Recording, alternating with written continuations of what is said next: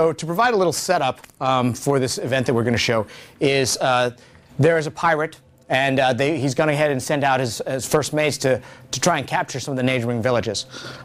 This is part of a dynamic event change so that, first of all, the pirates will invade. If the players fail to defend the village, the pirates then go ahead and start setting fire to the village. I think from the smoke, we can pretty much tell that they did not succeed in defending the village, and so we are in the next stage of the event. The event actually has fire all over the village. So we have some friends helping us out, because this is very powerful, this event is pretty high level. One of the things that we'll have Sarah show you is if we can find a water bucket. Water buckets are what we call environmental weapons. They allow you to interact with the environment and perform things that you couldn't do otherwise. In this case, part of the dynamic event, part of the victory conditions for the dynamic event are to put out some of the fires. So we were literally going around trying to put fires out inside the village. Okay. Oh, cool, firewall. So firewall is a great opportunity for us to talk about what we call our cross-profession combos. You'll notice we do not have to be grouped with any of these people. In fact, we are just ad hoc aligning together because we are all after the same results in the dynamic event. We don't have to be partied together. But the cool thing about cross-profession combos is we have an elementalist who just dropped a firewall. And now, when Sarah positions her pistols and fires through the firewall, her projectiles will take on that fire damage and add additional damage to her attacks. Likewise, we talked a little bit about the Guardian. One of the cool things that a Guardian can do is lay down symbols. One of the symbols can enhance healing. The interesting thing that happens there is that if a thief were to go ahead and fire her pistols through that symbol, her bullets would carry that healing buff with them, so that any players who are near the mob when they get hit by the bullets get a healing buff.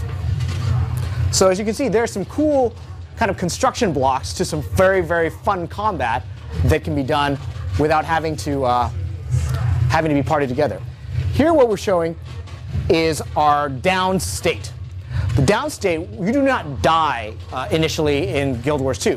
What you do is you enter a down state. From the down state, you get a new health bar, a limited health bar that starts ticking down, as well as a selection of skills that have the potential to defeat an opponent. If you are able to, in that last-ditch attempt, defeat that opponent, you will rally and spring back up. You will not go back to a waypoint to res. Likewise, one of the things that was shown just now, one of the players we were with tried to do, is revive us. The other important thing about our combat is, like I mentioned, we have no dedicated healing class. We felt it was very important that players be able to get back into the action really quickly. They don't have to sit around waiting for a healer to show up. Every profession has the ability to self-heal, as well as do several of the opponents have other ways of healing their people in their group. The other thing is that players, as you'll see here, oh, maybe not, because they both got knocked down. But what you see here is a player trying to revive us. And all players can revive other players. Again, oh, they're trying. They're really trying. They're so close. Oh. Oh, there's just a chain. Yeah. Sometimes this is what happens.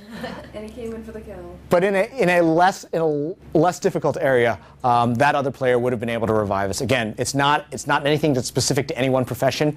It keeps the combat flow going. You're not going to hit as many of these dead stops where we're like, oh, total wipe. You know, do we go back or not? No, you stay in the action. Okay. Let's see. One thing about dynamic events that we didn't touch upon yet is obviously, why would you participate in dynamic events? Other than they're cool and they just invite you in.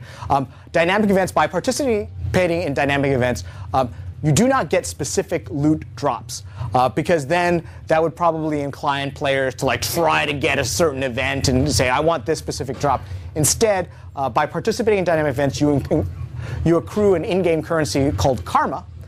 You acquire enough karma, you can turn those in for some very valuable rewards in the game from vendors.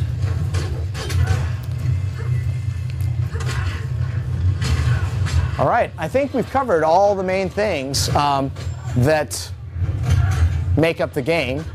The only thing that I can think of that we didn't have time to show you relates to personal story. It really does drive home this notion of consequences, is that in Guild Wars 2, we demonstrated it in our previous demos, every player has a home instance. And a home instance is not just a single building. It is, in fact, an entire neighborhood with several buildings and structures and NPCs in there. By choices that you make in your personal story, you can determine which NPCs are present in your home instance. Are there buildings that appear in your home instance or not? Likewise, monuments to your greatness would appear in your home instance. You can, in fact, invite other players to come in and see your home instance if you want to show them off, or have them participate in parts of your personal story. So I believe with that, we've shown almost everything we had to for this demo. I appreciate your time, and thank you for your interest in